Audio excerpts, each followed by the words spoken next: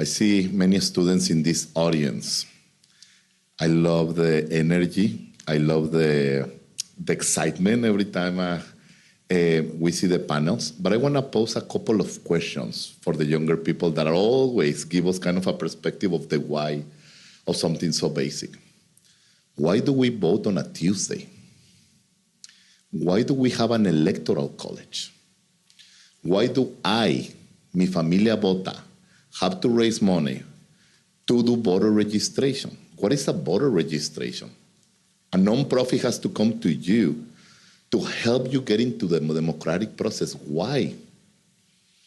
Why do we have immigration trucks outside of some places where Latino communities vote?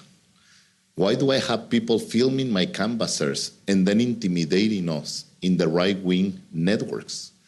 Why do we have people like Elon Musk retweeting false information about Mi Familia Vota and others? Why did I have a case in the Supreme Court a month ago, RNC versus Mi Familia Vota, on voting purge?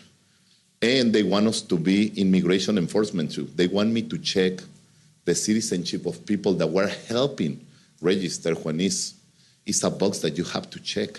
Why?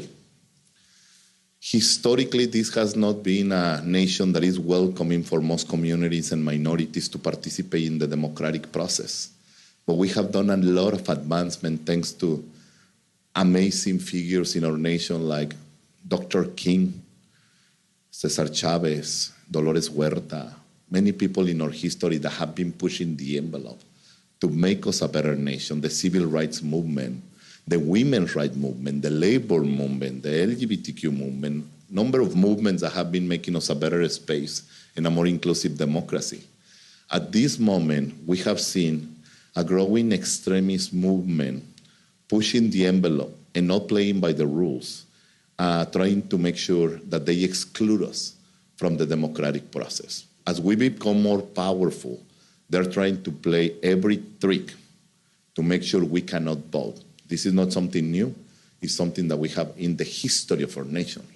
Remember the poll tax. Remember a number of things that we have in the history of our communities.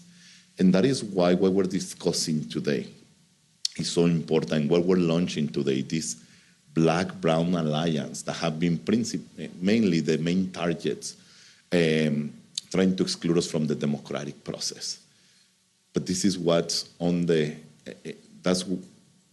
what's at stake at this moment.